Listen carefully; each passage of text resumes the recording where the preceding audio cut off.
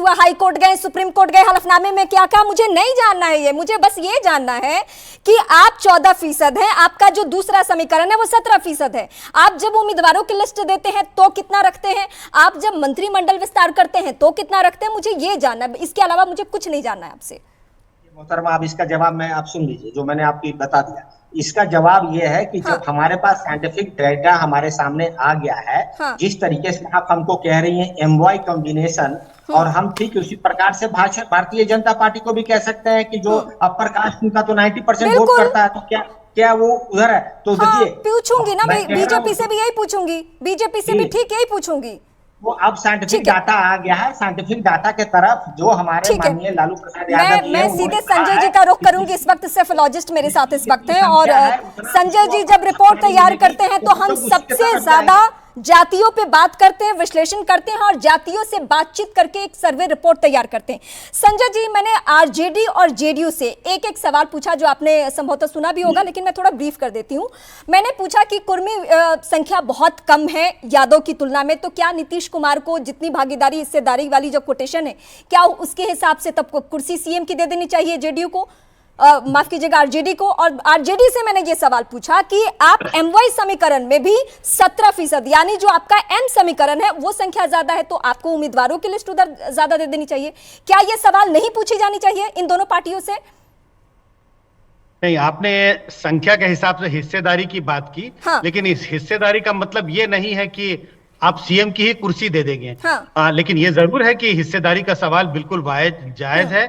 जब 14% यादव है और 17% मुस्लिम समुदाय के लोग हैं बिहार में, तो पार्टियों से तो सवाल पूछना होगा, जो पार्टियां एमवाई समीकरण पर अपनी राजनीति करते हैं, कि क्या आप जब चुनाव टिकटों का बंटवारा होता है तो क्या आप संख्या के आधार पर टिकट देते हैं या नहीं देते हैं। तो ये सवाल तो जायज है, लेकिन सवाल क्या कि जिस जाति या समुदाय की सबसे ज्यादा हिस्सेदारी है, सीएम की कुर्सी से को मिलनी चाहिए, शायद मुझे लगता है ये शायद सवाल जायज नहीं है। लेकिन हाँ, हिस्सेदारी का सवाल अगर आप इस बात की तारीफदारी करते हैं क्योंकि तो ये होना चाहिए। ये सवाल मैंने इसलिए पूछा क्योंकि नीतीश कुमार एक अलग तरीके की स्ट्रैटेजी तैयार करते रहे हैं, और हालांकि बीच में उन्होंने, आपको याद होगा, जीतन राम मांझी के तौर पर उन्होंने एक प्रयोग किया भी था दलित सीएम बनाकर, लेकिन उसके बाद फिर उन्होंने कभी ये खतरा मोल नहीं लिया। इस हिसाब से मैं चाहती थी कि क्या कभी इस तरीके की स्थिति उत्पन्न हो सकती है क्या? नहीं, आपने कहा कि जीतन राम मांझी को उन्होंने सीएम बनाया था, लेकिन वो किस कंटेक्स्ट में बनाया था आपको ध्यान होगा। उसके पहले लोकसभा में बड़ी हार हुई थी, उसके हिसाब से उन्होंने अपना पद छोड़ करके, तो एक मॉडल बनाने की उन्होंने कोशिश की थी। उन्होंने इस बात का संदेश देने की कोशिश की थी कि वो त्याग कर सकते हैं, और वो एक दलित समुदाय के व्यक्ति को एक तरह से मुख्यमंत्री उन्होंने बनाया था। एक बड़ा संदेश देने की कोशिश कर रहे थे कि दलित समुदाय के वोटरों के वो हिमायती हैं। तो इस आधार पर निश्चित रूप से कुछ और एक्सपेरिमेंट किए जा सकते हैं, लेकिन मुझे नहीं लगता है कि वो बाध्य हैं कि अपनी कुर्सी छोड़ के या तो किसी यादव समुदाय के पक्ष में अपनी कुर्सी छोड़ दें या किसी मुस्लिम समुदाय के नेता के पक्ष में कुर्सी छोड़ दें, क्योंकि उन दोनों समुदाय की हिस्सेदारी ज्यादा है। अब मुझे बीजेपी से यही सवाल पूछना है, आप लोग डायरेक्टली या इनडायरेक्टली इसको सपोर्ट ही कर रहे हैं कुंतल जी, तो कुंतल जी ये सवाल आपके पास भी आएगा, क्योंकि आरजेडी और जेडीयू जो मेरे साथ हैं उनका भी यही सवाल है कि अगर मैं उनसे पूछ रही हूं इन आंकड़ों को दिखा के, तो ये सवाल आपसे भी पूछा जाएगा कि 2024 में लोकसभा चुनाव है, 2025 में विधानसभा चुनाव है बिहार में, तो क्या आप इस आंकड़े के हिसाब से चलेंगे? जब आप सीटों का बंटवारा करेंगे तो क्या आप इसको ध्यान में रखेंगे? साक्षी जी, हम बहुत इस बात पे बहुत स्पष्ट है भारतीय जनता पार्टी। जो लोग पिछड़े हैं, जो लोग समाज में पिछड़ गए हैं और जिन लोगों को जानबूझ के पीछे छोड़ दिया गया है, आज जो ये जनगणना, आज जो ये रिपोर्ट आई है सर्वे की, उससे बहुत सारी चीजें सामने आती है। बिहार में बहुत सारे समुदाय को जानबूझ के भी पीछे छोड़ दिया गया है।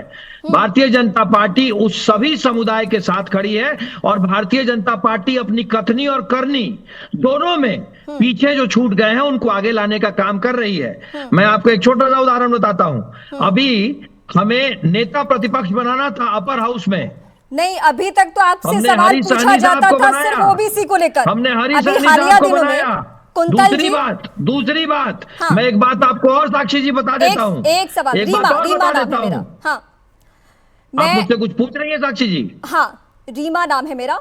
मैं आपसे ये बोल रही हूँ, एक सवाल ऐड कर रही हूँ कि अभी जो संजय जी से ये सवाल ले लेती हूँ। संजय जी, नीतीश कुमार का एक और प्रयोग था, ओबीसी के अलावा ईबीसी और दलित के अलावा महादलित।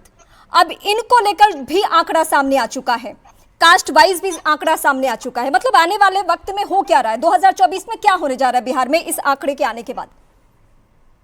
रीमा जी, हम लोगों से भी ले लें जरा, मैं हम आती हूँ लोगों से भी बात कर लें। ज्योति जी मैं आती हूँ। हाँ, मैं कह रहा था 2024 के चुनाव में ये ओबीसी की जो बात है वो चुनाव के बिल्कुल सेंटर में होगी, सिर्फ बिहार में ही नहीं, यूपी की राजनीति में भी और कुछ अन्य राज्यों में भी। आप देखें किस तरह से विपक्षी पार्टियां ओबीसी सेंसस के नाम पे गोलबंद हो रही हैं और अब तो उनके आंकड़े भी आ गए हैं। और जब महिला आरक्षण के तहत ओबीसी महिलाओं के आरक्षण की बात हुई थी तो बीजेपी उस पर बैक पर जाती हुई दिखाई पड़ रही थी और बीजेपी ने कई आंकड़े पेश किए ये बताने के लिए कि बीजेपी ओबीसी समुदाय की ज्यादा बड़ी हितैषी है। उन्होंने ये बताया कि कितने उनके एमपी ओबीसी समुदाय से हैं, कितने मंत्री ओबीसी समुदाय से हैं। तो वो बैकफुट पर जाती हुई दिखाई पड़ रही थी। उन्हें लग रहा था कि ओबीसी के इर्द गिर्द राजनीति हो सकती है। अब जब ये आंकड़े सामने आए हैं तो मुझे लगता है कि ओबीसी के इर्द गिर्द राजनीति और फोरफ्रंट पर होगी। पहले की तुलना बिहार में की अगर राजनीति की बात करें 2024 में। मैं राजीव जी के पास जाती हूँ। राजीव जी, नीतीश कुमार वो चेहरा थे बिहार के लिए जिनको सिर्फ उनके कास्ट के लोगों ने वोट नहीं किया। उनकी कास्ट की संख्या बहुत कम है, वो मैं अपने दर्शकों के सामने बता चुकी हूँ।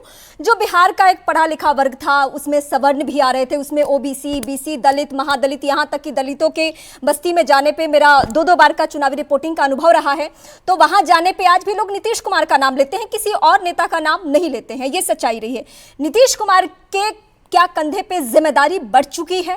क्योंकि अब उन्हें सिर्फ ओबीसी, ईबीसी को लेकर साथ नहीं चलना है, उन तमाम चेहरों को लेकर साथ चलना है जिन्होंने उन्हें नीतीश कुमार बनाया है। देखिए, निसंदेह नीतीश कुमार जी बिहार में एक ऐसे नेता के तौर पर याद किए जाए, हाँ, जिन्होंने अपने काम के दौरान समाज के सभी वर्गों को विकास की मुख्यधारा में लाने के प्रयास किए और उन जातियों को लेकर के निश्चित तौर पर उनकी प्राथमिकताएं ज्यादा स्पष्ट। जो पिछड़ों में आती पिछड़ी जाति को लेकर के उन्होंने आयोग बनाया या महादलित मिशन बना करके जो दलितों के बीच जो ज्यादा आर्थिक दृष्टि से कमजोर लोग थे, जो सामाजिक तौर पर ज्यादा जिसमें अछूत भी कुछ जातियां थी, उन सबों को मुख्यधारा में लाने के लिए उन्होंने काफी व्यवस्थित तरीके से काम किया। अब सवाल यह है कि दो बातें हैं। एक तरफ भारतीय जनता पार्टी बेनकाब। अच्छा, एक छोटा सा सवाल, समय की कमी है, ऐड कर रही हूँ, बस ऐड कर रही हूँ, आप अब खत्म ही करना है मुझे।